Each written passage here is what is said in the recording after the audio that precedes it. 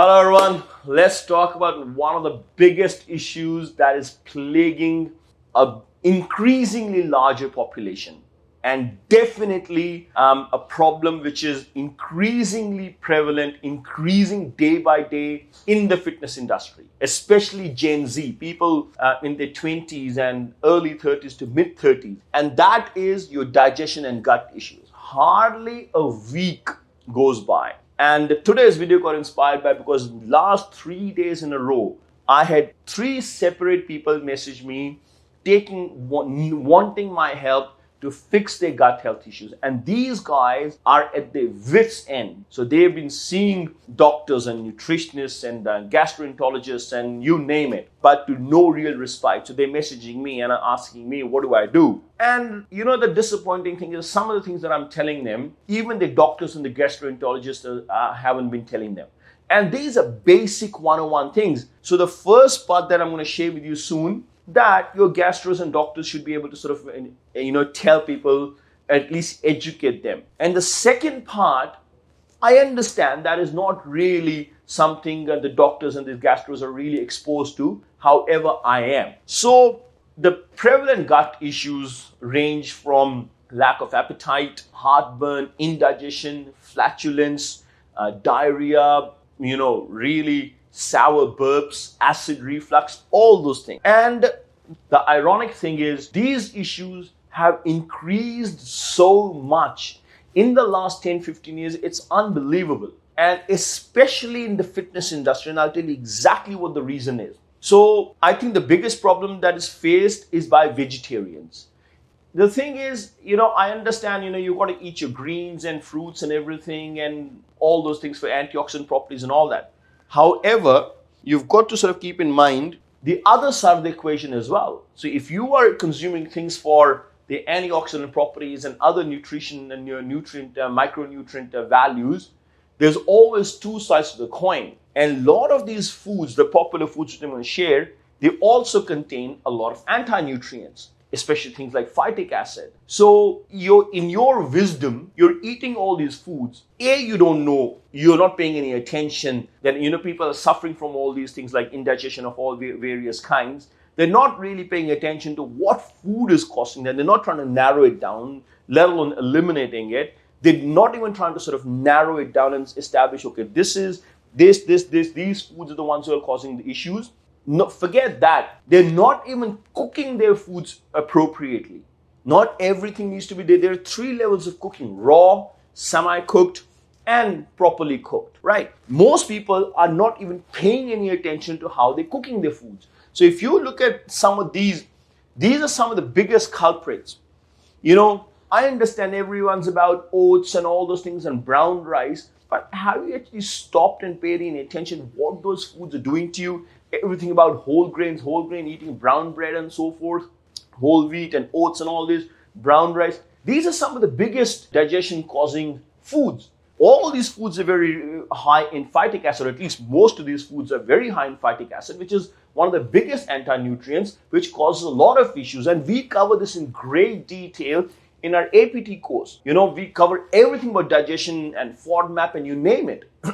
And again, legumes is another one. Your black beans and pinto beans and kidney beans and soybeans. I'm not sure what the obsession people have is with soybeans. Yeah, sure, it's got higher protein content, but unless you want to have man boobs, I don't see any validity, any legitimate reason to be adding soy in your diet. I've never, in my 25 years of practice, I've never recommended soy to anybody of any type.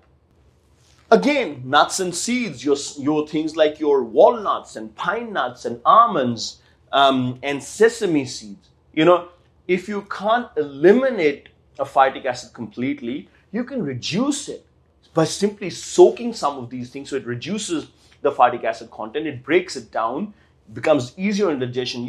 People are eating hundreds of grams of nuts a day without paying any scant attention to what it's doing to the digestion. It's not what you eat, it's what you absorb. And you're not even absorbing most of these things. Then your veggies, broccoli. Broccoli is all the rage in India now. None of you people, parents, even 10 years ago, even knew what broccoli was. Now, broccoli is, oh, I'm eating my broccoli, I want my kale, I'm eating my spinach. And you're eating all this stuff like raw or at least semi-cooked. You're not even cooking these things properly. Of course, you're going to have digestion issues. I don't understand how can you not pay attention to when you're eating something, how it's making you feel, and then taking corrective action. I mean, it's astounding. People are like eating the same foods and still complaining every day without paying any attention. For starters, I understand you need to eat your greens and veggies and fruits and all that. But the amount and the way and the type that people are eating is 100% over the top, especially in the fitness community. So all your things like your kale and broccoli and peppers and tomatoes and even potatoes and your turnips and beets and carrots and cauliflowers and all these massive red flags. I'm not saying that everyone needs to eliminate these, but you've got to pay attention to which foods are agreeing with you. And if they're not, then you got to identify how you're cooking them. What time of the day you're eating them, how much, in what quantity you're eating those in. Then obviously little things like chocolate and tea and milk and dairy, we all know. Again, it's sometimes and often actually the devil is in the dose. Like how much? I mean, you could very well easily be able to have milk in your tea or coffee, but as soon as you drink a glass, you end up having stomach upset. So again, paying attention to quantity. Eggs is another big one. A lot of people are eating eggs like they want to be like the next chicken. But the reality is a lot of people actually have massive issues with eggs. Eggs is one of the biggest digestion causing foods. And yet the fitness industry community is obsessed with eggs because it's easy protein. High quantity of protein, high quality of protein. But they fail to appreciate the fact that eggs cause a lot of issues in people. Again, the devil is in the quantity. Now, the biggest of all, the next slide I'm going to show is, I think, is 60 to 70%. The next slide is responsible. And then this obsession with eating your veggies and salads because you're trying to sort of balance, sticking all the needles up your backside. So this is the 30 to 40, maybe 50% is these things is the culprit. The next slide is where the real issue has come in the last 10 years. And that is all these things. The number one issue, I feel the number one cause of a lot of people's digestion and gut issues and liver and all those things is your pre-workouts, EAAs and cheap whey. People are consuming pre-workouts to even go and train the little pinky. People are taking pre-workouts to go for a morning walk for 10 minutes. And God forbid that if you have to train legs or back, you need to like dry scoop the damn thing and put it on social media and say, I'm going the beast mode and all this sort of that. Which clown actually puts like harsh powder, which needs to be broken down in water, at least assimilated in water. And even most of the pre-workouts when you mix in water, they still taste like poison. They still taste horribly sweet. Do you realize why? Because some of the stuff they put in it's absolute garbage. So you can have the stimulatory effect. You can feel like you're bouncing on the brick walls. So then they put all these artificial sweeteners to mask the horrible taste. And imagine you dry scooping that. You must have to be a special kind of a stupid to actually not even follow the directions on the freaking label. And then these things have proprietary blends that you don't even know what the F actually is in those things. I mean, we are making as well. That's our pre-workout. There is not a single proprietary blend in this. It doesn't taste like poison. Yeah, it might give you lesser kick, but I'll give you in writing, it'll be infinitely safer and healthier on your stomach, on your body in the long run. Not like, just putting all shit and make you feel like, you've just taken a hit of Coke. That pre-workout's the biggest one. The second biggest one is your whey. Come closer.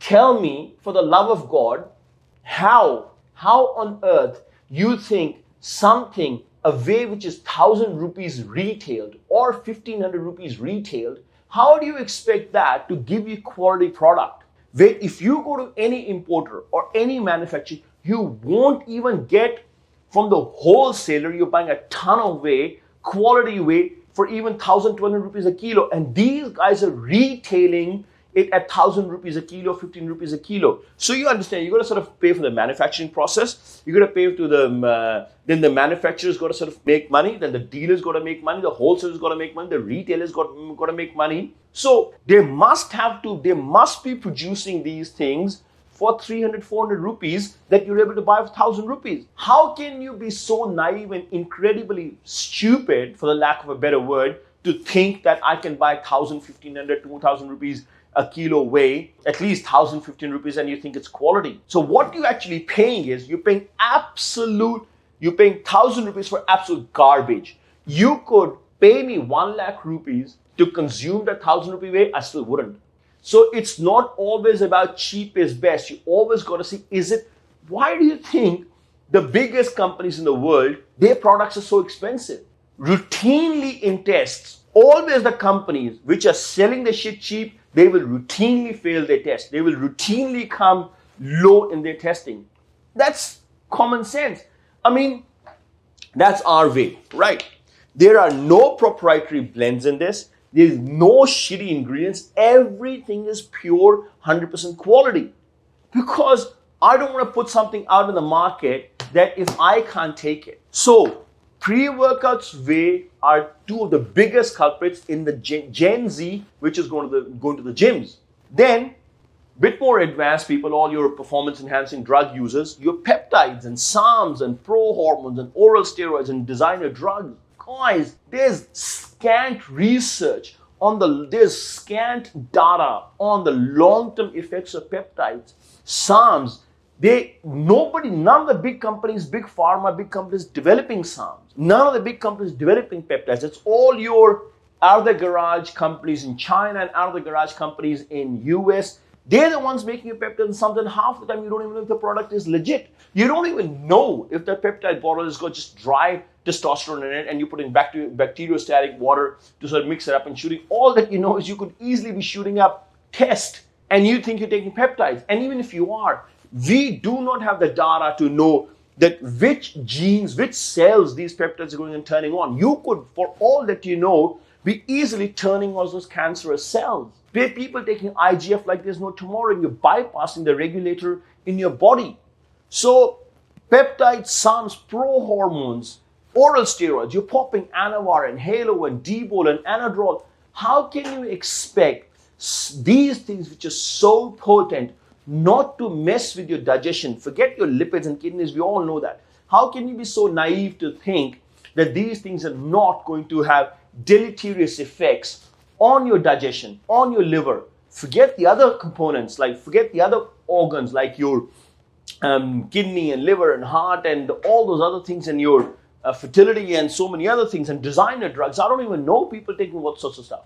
In my entire bodybuilding career or fitness career, I'm not a competitive bodybuilder, but entire gym career, I have never, ever taken a pre-workout because I value my health. You know, I'm bouncing off the walls without any pre-workouts. I hate the idea of using anything. I'm dead against all the energy drinks. I'm dead against all the pre-workouts. I'm dead against anything that gives me a stimulating effect. You know, only thing that I'll have is maybe a bit of coffee. 1 coffee a day, that's about it. Because my fear is that if I'm blessed with enormous energy. I'm blessed with enormous positivity. I'm naturally very, very strongly wired, so to speak. And that's a lot of my generation. A lot of the people that I know at my age who looked after their health, they're all in great minds. I have never felt the need that I need extra kick. But when you start, my little nephew, he's 30, right? And it's like, Mamaji, I can't operate without a pre-workout. I'm like, dude, what's wrong with you? Like, people want to go and do train their pinky and they need a pre-workout. So it's whatever you get used to. And these things obviously they're dose dependent. And obviously, like most stimulants, the longer you're using something, the more you need. And the more you're going to sort of use it, the more it's going to sort of wreak havoc on your insides. So you start taking these things, you keep taking these things, of course you're going to become dependent. Now, I'm not against pre-workouts. Yeah, sure, you're in the deep into your cut and you're eating like 1,200, 1,500 calories, 1,000 calories, you're doing 2 hours of cardio and you're low on carbs and you're running on empty. Yeah, sure, for the last 4 weeks, you could take a pre-workout before your leg workout or back workout, where you need to sort of push it. But not like 365 days a year. Majority of the gym going population that comes, like when they come to me and I take a pre-workout out of their routine, when they come to me, I ask them, okay, what supplements are you using? Invariably, 99.99% of the current generation of gym goers all using pre-workout. All. And I'll be like, I'll eliminate, and then as soon as I send them the plans, I'll get a question back. Coach, no pre-workout? Why? You're a clown. Why do you need a pre-workout? You're 25. You should be bouncing off the walls anyway. You shouldn't need any extra stimulants. The only pre-workout ever I would take is my own, because I know there is no nonsense in that. There's quality ingredients which are health friendly, not just, proprietary blends and 1,000 milligrams of caffeine masked in something else or whatever else and blah, blah, blah. So you can actually be feeling like, oh, wow, this is great. People's idea of a great pre-workout is how much of a kick it gives you. That's the worst way to measure. A good pre-workout is how much it's going to sort of actually contribute to your muscle growth, not how much it makes you bounce off the walls. Are you a monkey? Is that what your aim is? So anyway, guys, pay close attention to yourself.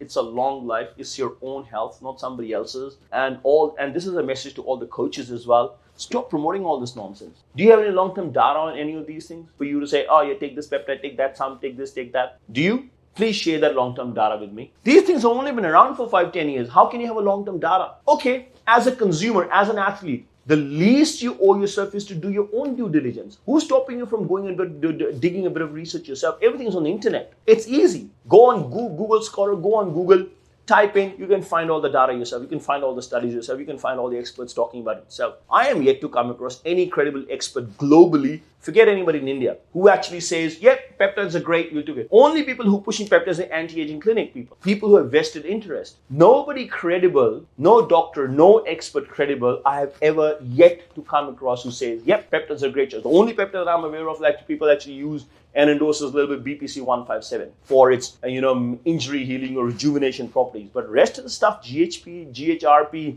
6 and your IGFs and all that, those are recipes for disaster. I have some of my clients who use them and then says, okay, you can try it. Give it a crack. If you think that's the silver bullet, take it. But if you take my advice, to me, it's a no-brainer. I don't take anything. I am even skeptical to take a simple multivitamin because it's not about, I'm pro supplements. I'm not against supplements, but I choose my supplements very wisely. I see the brand, I see the makeup, I see the breakdown, I see if there are any proprietary blends in it, the active ingredients, all those things, the history of the company and all. I'm not just going to buy something of Amazon just because it's like buy one, get one free. It's your health, man. You only have one life. And so anyway, I hope this video is as educational and carries as much caution as well. So look after yourselves, guys. Don't be stupid. And so I'll see you next time. Thank you.